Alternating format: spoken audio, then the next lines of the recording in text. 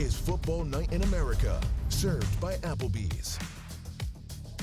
Thank you for tuning in to the Football Night in America podcast. Maria Taylor alongside Mike Florio, Devin McCourty, and Jason Garrett. And just in case you guys missed it, in the first week of the season, Devin McCourty said there's absolutely no chance that the Chiefs could three-peat and win yet another Super Bowl, and all they've done is win 15 straight games dating back to last season. I never said they couldn't go undefeated, though. if we're going to be correct, I never said that. I didn't say that. You know, I believe in this team. You know, I believe in them. Now you do, because they keep finding different ways to win. What do you think about the walk-off blocked field goal victory that they had over the Broncos? It's fantastic. This team's unbelievable.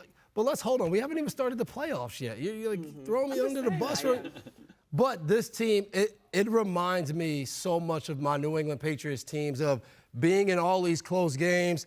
It doesn't go sometimes the way Coach Belichick, but for them, Andy Reid probably Wednesday, Thursday, Friday. This is how we need to play. You get out there and it's like, oh, well, we're not playing to that. But you find a way to win, and they continue to do that. They know, hey, if we have adversity, it hits, it doesn't matter. Just keep playing. The next play will go our way. And you see that from them, where the other teams are like, they're waiting to see, oh, we're going to have a bad play and it's going to end us. The Chiefs just don't feel that way. There's one play left in the game. The game's over. And they blocked the kick to win the game. Yeah, it's one of the most amazing transformations for me. Reflect back 5 or 6 years ago watching the Chiefs. Greatest show on grass, right? They were absolutely incredible, scoring all those points, high-flying operation, and they've evolved. As their team has changed, they've adapted to figure out how to win. And to me, it goes back to the end of last year as they were going into the playoffs. They kind of recognized, hey, the defense is really good. Okay, this is how we need to win on offense. And then it was handed to Pacheco, throw it to Rice. Those guys are out. Okay, but I think they proved to themselves they can win different ways. Obviously, the head coach is one of the all-time greats. The quarterback, one of the all-time greats. That gives them an unbelievable chance. But all year long, they're winning different ways with different people stepping up at different times, and today was no different. Well, and, Coach, the point you've made several times today, and it was something Devin and I spoke about on PFT Live on Tuesday after the win over the Buccaneers, this idea that it becomes a self-perpetuating feeling for both the Chiefs and for whoever they're playing. And it gets down into crunch time, and the Chiefs know they're going to find a way to win, and the other team starts thinking, okay, when's it going to happen? Where's it going to come from? And I think the only way to beat the Chiefs, it reminds me of, Devin, early in your career when Tebow Mania was a thing, Bill Belichick knew the only way to beat Tim Tebow was to beat him so badly that he had no opportunity to come back and get you. Good luck beating Patrick Mahomes so badly, he's got no opportunity to come back and get you. And Sim said it earlier tonight on Football Night in America. This team, the culture, the guys they bring in, when you come in that building, you're like, oh, man, if I don't do it this way, I'm the outside guy. Everybody else is doing it that way, and it creates this culture, this way of, hey, we're going to practice hard. We're going to do extra. We're going to watch extra film. We're going to lift. We're going to do all of these things because those are championship behaviors, championship habits. If you don't do that, we either get rid of you or you fix it and you get in with us. And you see that coming because no matter who they add, young player, old player, they come in and they fall in line and they help this team win. And it goes back to their leaders. The leader of the organization is their head coach, Andy Reid. Look at his record as a head coach over the last 25 years. The guy's never lost. The number of championships he's gone to, Super Bowls, winning Super Bowls. And he's amazing because he comes across as the guy with the nuggies, right? The cheeseburger guy, all of that. But listen, he's an old school guy. Go to their practice. It's old school. They work hard. They're physical. They run. He took the GPSs. He threw them away years ago. He's going to trust his instincts as a coach, and then he transfers that to his coaches and, most importantly, to his players. I went there for training camp this year. I sat in on an offensive meeting. The practice tape goes on. Patrick Mahomes, before the play could even get started, guys, this is my fault right here. I screwed up here. I was late with the ball. Kelsey said, no, I should have pushed the depth a little bit more. So the leadership, the accountability that goes from the head coach to the coaches to the players, that's what they have there. That's the magic of their culture, and it shows up every Sunday when we watch them play. I just want to get them some steaks, not hamburgers. We're handing out cheeseburgers at the end of the game. You got to get them some steaks or something. But yeah, the Chiefs right now sitting at 9-0, but they do play the Bills. That'll be a big challenge for them coming up next week. That's a 4 o'clock game. Let's talk about Pittsburgh and Washington, because at one point, Steelers were down 10. You know, Tomlin never takes the shades off. Seems like they don't flinch at all either, Florio. Come back and win, beat the Commanders. Now they are sitting at 7-2. Even when the Steelers were losing and it was starting to feel like it wasn't going to be their day, there's still something about the Pittsburgh Steelers. And you heard me say as soon as the game ended, I wanted to talk to Mike Williams, because he's the guy who goes from Aaron Rodgers to Russell Wilson. And say what you will about Russell Wilson, but he will never call out a teammate. He will only praise his teammates, and he trusts his receivers. How many quarterbacks did the Steelers have to go through before they realized with Russell Wilson, just throw the ball to George Pickens? And he does it with all the guys now. He did it with Mike Williams. Williams told me that on the play where he scored the game-winning touchdown, he didn't know until the last few seconds that the ball was even coming to him. He looks up, and there it is. And he actually said it's a good thing because I didn't react to it, so the defensive back couldn't do anything about it. But that's the trust that Russell Wilson has. And it's simple. It's basic. It feels like Seattle. You play good defense. You run the ball, and then you have a quarterback who's willing to trust his receivers and not worry about completion percentage like certain other quarterbacks who previously played with Mike Williams do, or touchdown to interception ratio. None of that matters. We're just trying to win football games. He's so petty. He's so petty. Not petty. I'm just honest. But this Pittsburgh team, I love that you can see what they're building. Everyone believes in what they're doing. And I think Arthur Smith understands what he has in Russell Wilson, what he has at receiver, what he has in Najee Harris. They got Cordero Patterson back. They implemented him in running, blocking, doing different things. So you put that together, and what I love is when you watch the Steelers and they get to the end of the game, if they get any kind of lead and now the team gets the ball back, and, you know, it could be a minute and 50, minute 40, usually you're like, oh, they got all time in the world. But I'm like, T.J. Watt, Alex Highsmith, Cam Hayward, they know you're passing every play.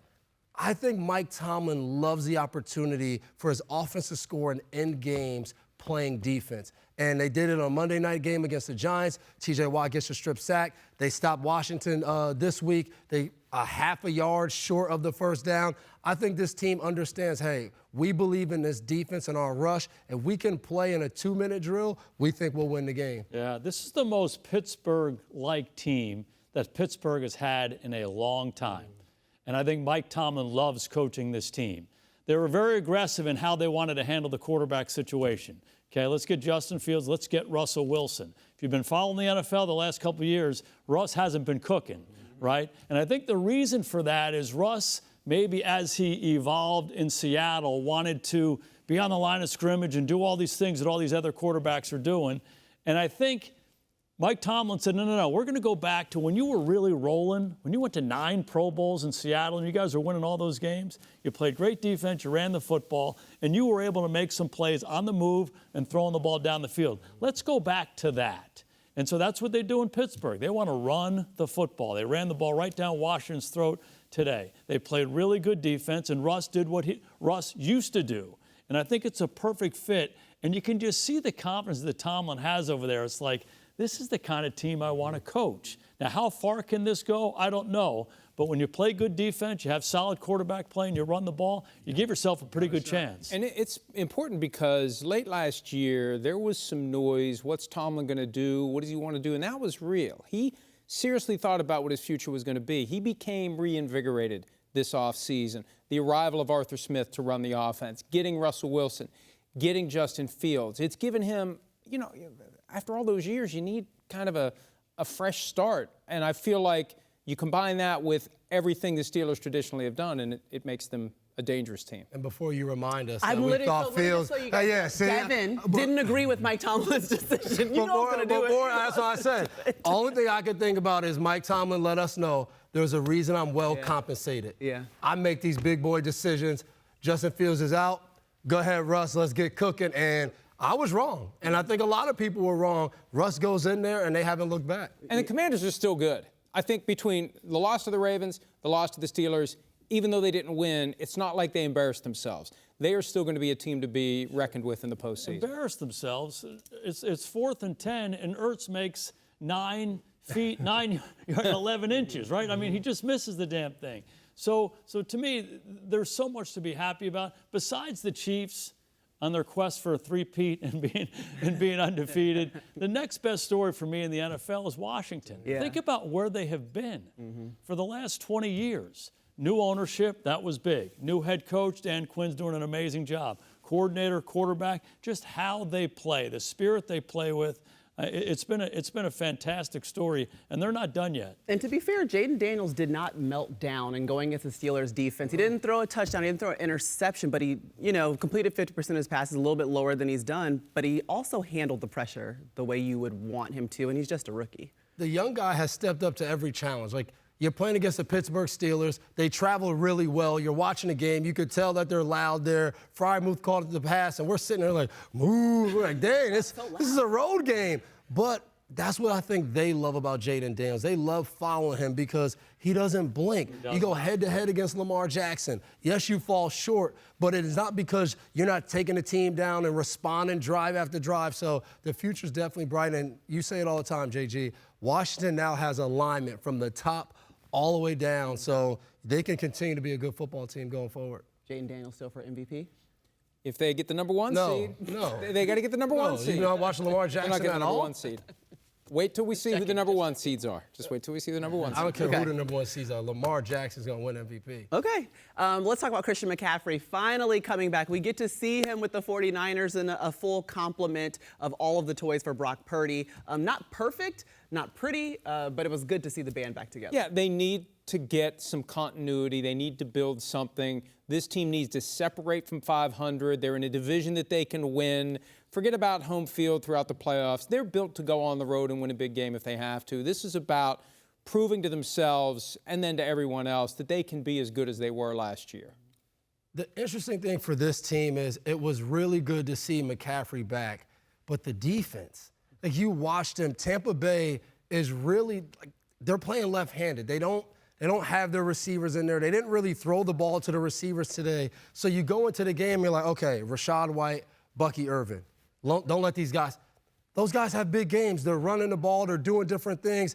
Tampa's right in that game, and I know the game it was a little different because of the way they missed field goals, Moody missing some field goals, but this defense was so dominant. Even when they were scoring points and they were so dynamic on offense, when you watched San Francisco, there was an attitude, there was a presence about them that you knew they were going to just beat teams up, and they don't have that right now. And I think some of the other teams, the Rams, the Cardinals, they're playing, and I think when they're going to play against these 49er teams going towards the end of the season, they're going to be confident that they can go win and try to win this division. No doubt. And when you play San Francisco for all these years, it's not a complicated defense.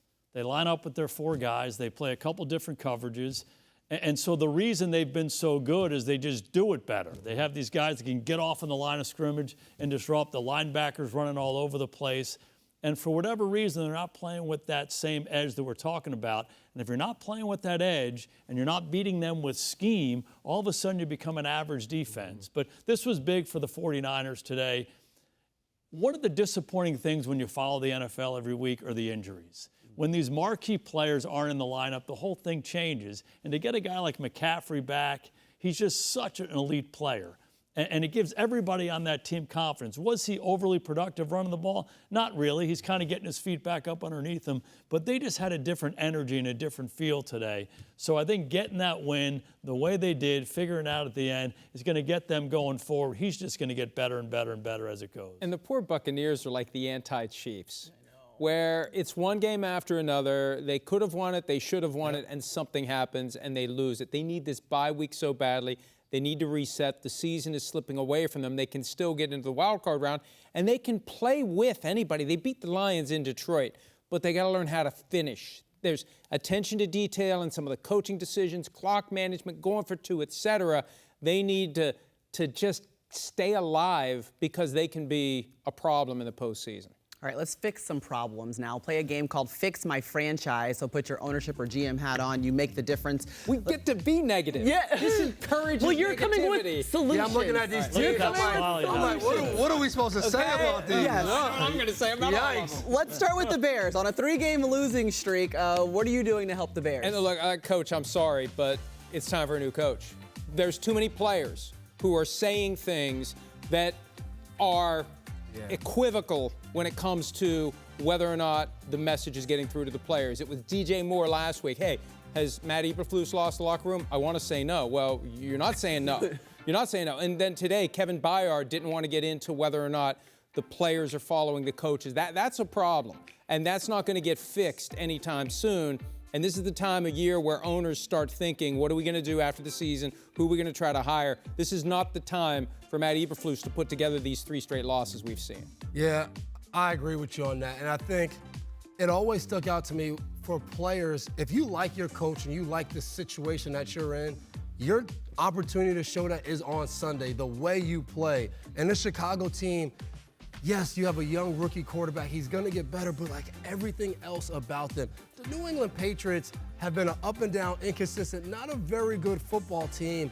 And they kind of dominated the game, not score-wise, but they just controlled the game in every facet today. That just shows the players don't seem to be into it. And what you said, Florio, it doesn't seem like they're trying to play for Eberflus and let him know, hey, we're behind you, coach. Yeah, to me, I'm going to take a more micro approach to this. I just say simply, you have to move the quarterback. How many highlights did we see today where he's in the pocket, looking around, looking at the rush, not really having any feel for the passing game, the drop-back passing game down the field? I'd move him on every snap. I'd run the ball and move the quarterback. Run the ball, move the quarterback. Just get him, turn the game into a playground game for him because he has elite ability. His movement, his ability to make people miss in space, his ability to throw the ball on the run. I'd get him out of the drop-back mode. I'd move him around and see if he can move the ball that way because he has the ability to do it. He's not a drop-back passer right now at the NFL level. All right, guys, what about the Jaguars? 3-game losing streak. They're 2-8. Jacksonville's getting taunted in the end zone, Florio. Good. Good. Good. Take it to the head, you know? I know, I've never seen him cheer so much in the room. I think that the fix for the Jaguars is very simple. William J. Belichick. I have no idea if his middle initial is J, but it sounds good. But I have a feeling it's just moving in that direction.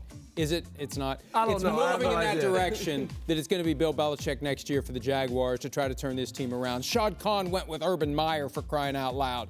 That's a low bar as it turned out. Bill Belichick could turn this team around. Mac Jones probably wouldn't be there, though, come next year if Bill Belichick He's probably going to ask for the release if that happens ASAP. But let's get Trevor Lawrence back on the field before we get too crazy. Listen, they're 2-8 in the league. When you're on a team and you're 2-8, you're not winning. Bill Belichick used to tell us all the time, when you don't win, changes are going to be made. You don't know what changes, but changes are going to be. But it'll help this team to get Trevor Lawrence back out there. He missed today.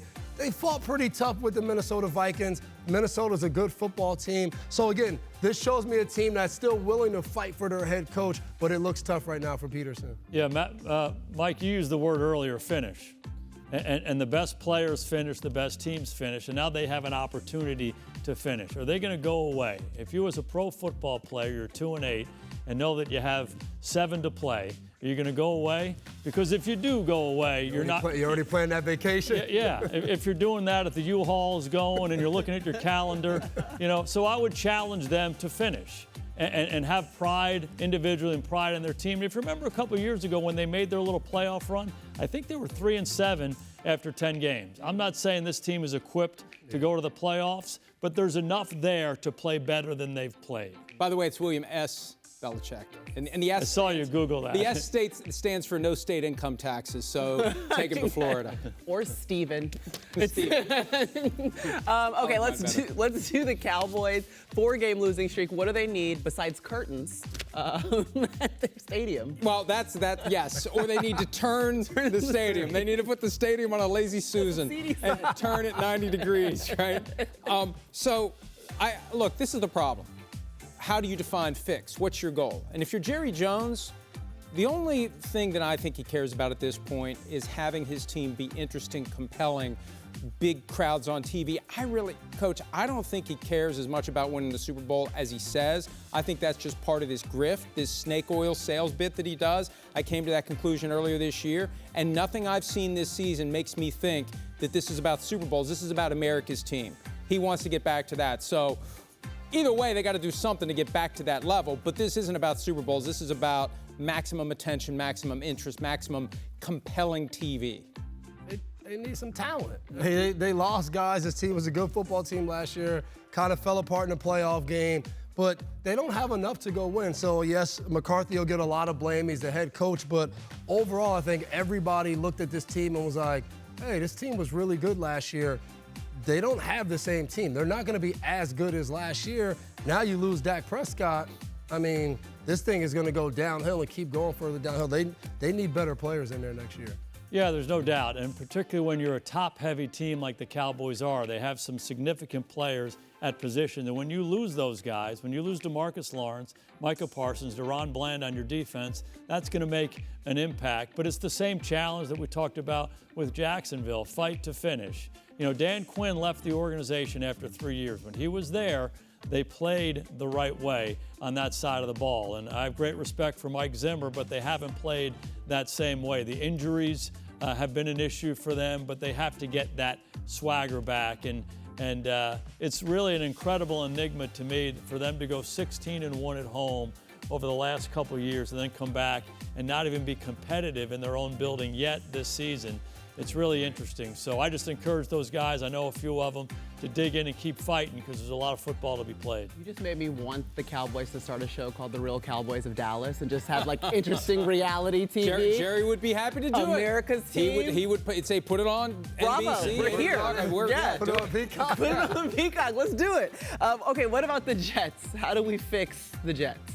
During their last home game, Week 9, Thursday night, when they were playing a horrible first half, a chant broke out, 3 words, sell the team. And sometimes the customer is right. This isn't going to change as long as Woody Johnson owns the team, period. The dysfunction starts at the top, and it flows downhill. It's been that way for 25 years. He may become an ambassador again, whether the UK or somewhere else. Christopher Johnson would take over. Christopher wasn't much better than Woody, but that's the issue. And there's nothing the fans can do about it. Sorry, JK. You can't force the owner to sell the team, but that's the only way to fix the Jets at this point is to sell the team. And if I own a team, I don't care how sorry we are, I'm not selling my team, so they can say that all they want. This whole thing will get blown up. They'll start again. They'll go get a new head coach. They'll, I would guess, move on from Aaron Rodgers. This will be bad again. This falls back into what Jets fans have talked about year after year after year. I don't have an answer for this one. Like, they did what everyone wanted them to do a couple years ago. They went and got Aaron Rodgers. It was like, here we go. And this thing is just, I mean, they got embarrassed today in Arizona. That was bad. You guys are talking about, like, what to do at the end of the year. You know, I'm talking about what they need to do now with their team. I need to hear, what do they need to do? What are they going to do? And so for me, and it sounds like I bang the drum for running backs all the time, hand the ball to Breece Hall, hand the ball to the Allen kid from Wisconsin. These guys are your best offensive players. Take pressure off the offensive line, take pressure off the quarterback, take pressure off the defense. It's not that complicated. When you get into these throw fests every week, it makes it hard on everybody, particularly the guy who's throwing it, and you get into games like you did against Arizona. So to me, they got to get some physicality back in their team. They got to keep scratching and clawing, and it starts with handing the ball to those guys and playing a different style of football. Did you just learn a lesson? He's a coach. He is a coach. I know as a former player, and he was just a player a long time ago now. All of these teams, they already booked their vacation. Cancun. They are not thinking about the end of the season. They're like, the playoffs is gone, this is gone. Yep. Hey, my wife already planned for when the truck comes. It's not even Thanksgiving. It's not even Thanksgiving. Because they know real football starts after Thanksgiving. They won't be playing that real football. It is amazing how many teams, by the time we get to Thanksgiving, are just going to be just done. Just done. We'll watch how many guys end up on IR. Yeah. That's it. Okay, well, hopefully they won't be on NBC. We're going to have great games for you, okay, on Sunday night. That's what we're going to do. That's what we're going to bring you. And if not, we're going to at least be entertaining. Make sure that you join us next week. We've got the Bengals. We've got the Chargers. Our coverage will start at 7 Eastern with Football Night in America on NBC and Peacock.